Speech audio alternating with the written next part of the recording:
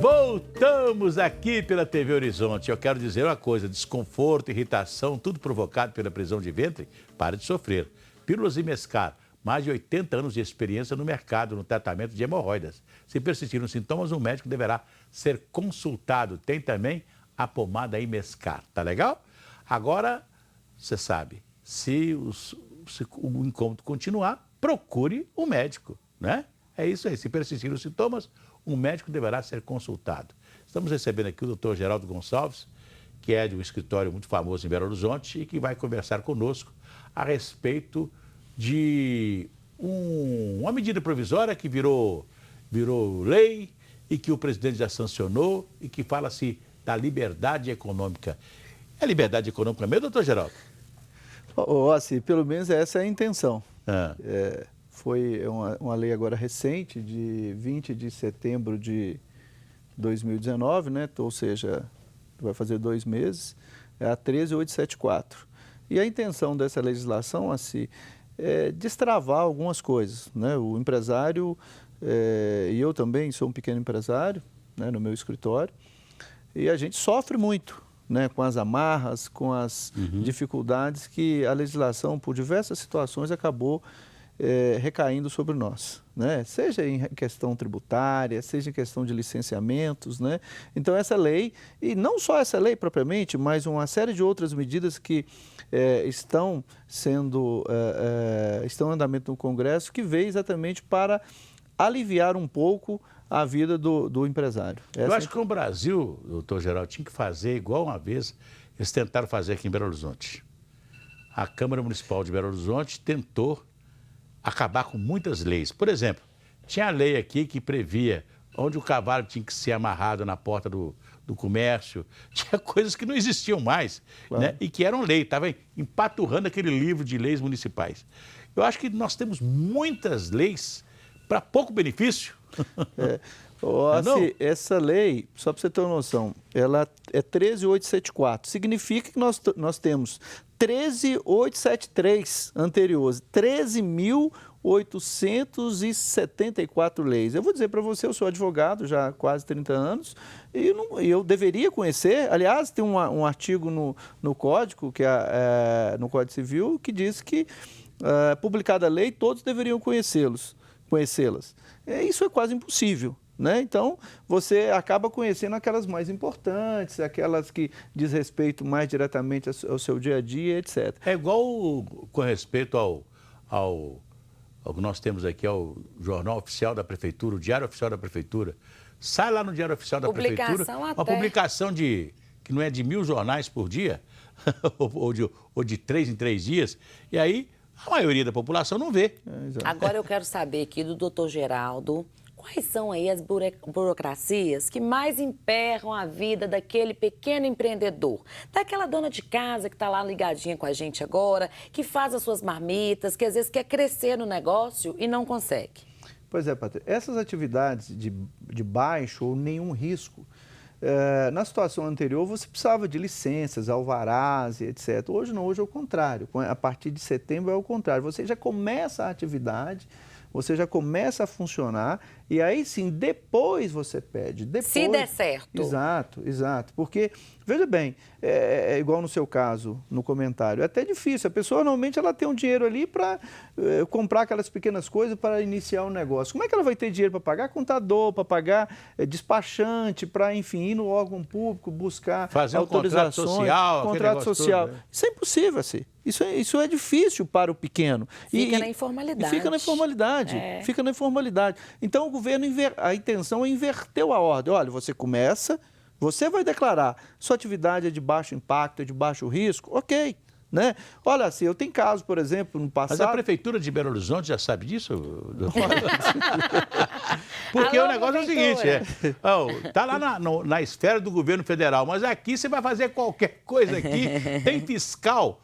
Olha, é fiscal para tudo enquanto é jeito aqui em Belo Horizonte.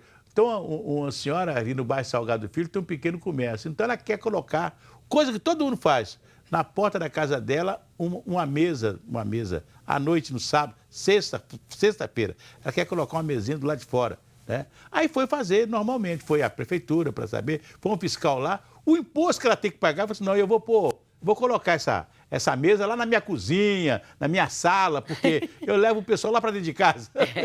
É impossível colocar na rua. Infelizmente, essas legislações, o que existe até hoje, e a intenção é desburocratizar, elas não refletem a realidade. Não é? Por exemplo, um pequeno negócio, igual essas pequenas empresas que eles nominam aí de startups, etc. A coisa é uma inovação, não existe, né? E como é que você vai ter legislação para isso? E aí você acaba ou acabava de dificultar essas ideias, essas inovações, porque a legislação não estava apropriada para isso. Então, a intenção, assim, ao fazê-lo, por exemplo, eu tenho um conhecido, um amigo meu em Pará de Minas, um local que se produz muito frango, tem Ovos, frango. ovo, granja de suínos, etc. E lá ele fez todo o projeto dele, tudo bonitinho, tudo certificado, etc. E não precisamos de água.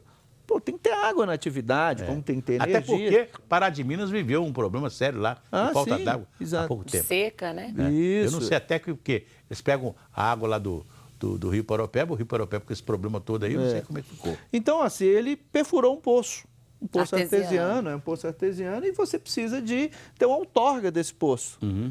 E aí ele me disse que ele estava há mais de um ano esperando que lhe fosse dada essa autorização, porque sem isso ele não poderia funcionar o negócio dele. E ele já tinha investido todas as economias dele, fez um financiamento também. Então, essas demoras, assim, isso está na lei. Olha, na hora que você levar ao poder público um pedido de licença para uma atividade, naquele caso que a Patrícia Joe mencionou, ele nem precisa disso, ele já começa o negócio dele. Mas esse negócio aqui, que precisa de uma licença ambiental e etc., ao entrar com esse pedido, ao ingressar com esse pedido, ao protocolizar esse pedido no órgão competente, o poder público tem que dizer, olha, eu vou te dar a resposta daqui a tantos dias, por exemplo, suponhamos, 30 dias, etc. Se essa resposta não vier, e espera-se que ela venha positiva, rápida, olha, né? está aprovado o seu negócio. Ou pode acontecer, assim, por erro meu, do empreendedor, eu esquecer de levar algum documento e aí o poder público tem que dizer, olha, nesses 30 dias aqui eu estou te dando a resposta porque faltou um documento. Complemente. Exato. Assim, mas está na lei e eu espero que se cumpra a lei. Está na lei o seguinte, olha, se você ingressou com um pedido de alvará, com um pedido de autorização, nessas condições e vencido aquele prazo, não foi dada uma resposta, está aprovado. Então, você inverteu a ordem, entendeu? Por quê? É uma presunção de boa-fé. A liberdade econômica prevê isso. Prevê isso. Porque, assim, se eu vou ao poder público dizer o seguinte, olha, me dê esta autorização, pô, eu sou um empresário honesto, eu não quero fazer nada na clandestinidade, não quero fazer nada errado, etc. Quer estar dentro da legalidade.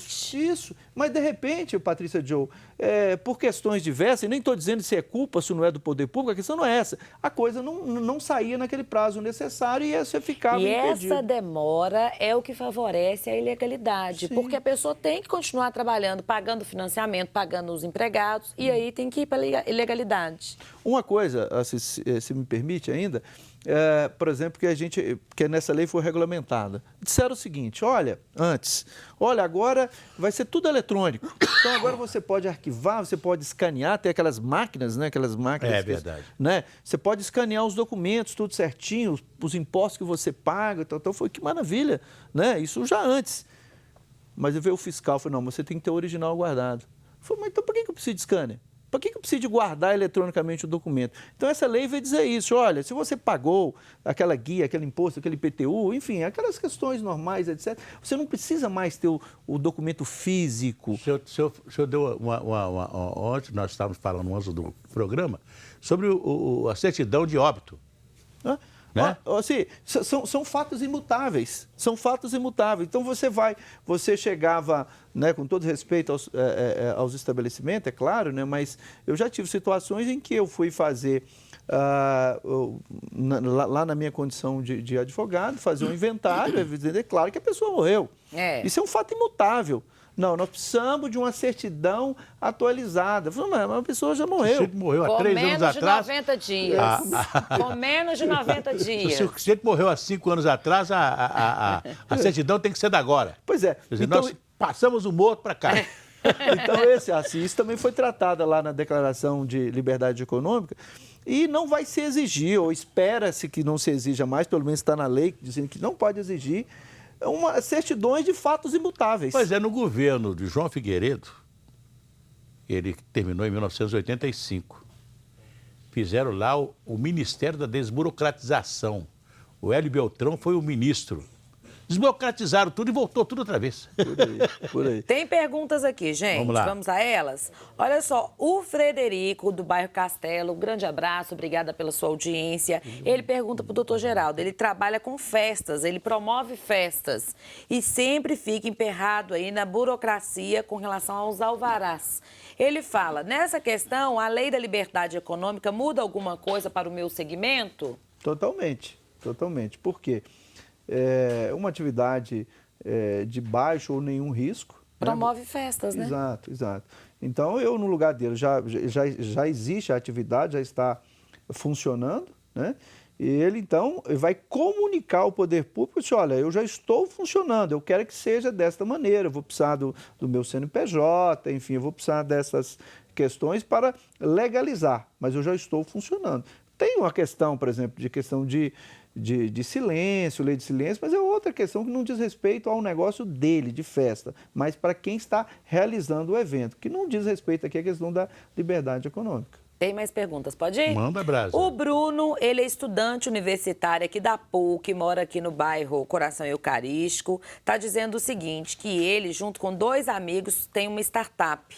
E eles estão fazendo aí uma inovação tecnológica, inclusive até com programação para escritórios jurídicos. Ele pergunta, doutor Geraldo, é muito difícil porque a gente tem medo até de ter aí problemas como multas e tudo mais. Posso oferecer o meu trabalho normalmente, sem problema nenhum? Tranquilo. Aliás, isso é expresso na lei. Essas inovações, até mesmo por ser inovação, Patrícia Diogo, não tem como você prever. Como é que o governo ia prever uma legislação para algo que não existe ainda? Porque, em razão desta inovação. Então, ele está expresso na lei essa questão das startups, né? Essas ideias, essas inovações, exatamente no sentido de dispensar qualquer tipo de licença, qualquer tipo de alvará, para que ele comece a fazer os ensaios. Será que vai funcionar mesmo? Será que vai dar certo? Aliás, a coisa mais interessante que surgiu nos últimos tempos foi a Uber, né?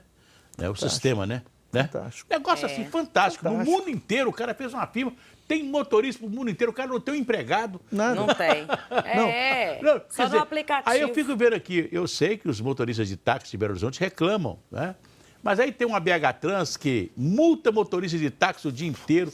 O motorista de táxi é multado o dia inteiro, cheio de problema para ele. Ele tem que ir lá, o carro dele não pode ser de 3, 4, 5 anos, passou de 5 anos, não pode não sei o quê. O cara do Uber está aí, ó, rodando, sem problema nenhum. Isso mais barato. Isso é inovação. Aí você tem o Uber, da questão da entrega de alimentos, você tem uma série de situações que veio para facilitar. E nós, assim, eu acho que assim, nós que eu digo, não só a lei, mas nós temos que se adequar também a essas questões. Então, para mim é um desafio, né? Como advogado, como cidadão. Eu tenho uma filhinha de 6 anos, sabe, a Giovana.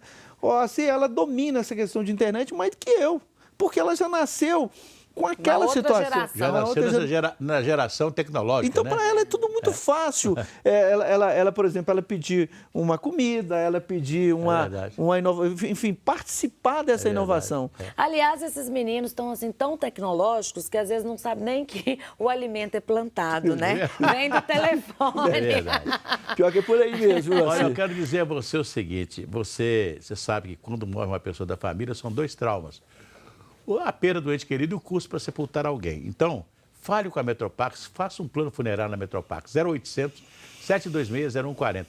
Doutor Geraldo, nosso tempo acabou. Já? Olha, rapidamente, assim, o Guilherme, ele é lá de Caeté, ele quer saber, doutor Geraldo, tem alguma palestra, algum curso onde que nós possamos aí entender essa lei da liberdade econômica?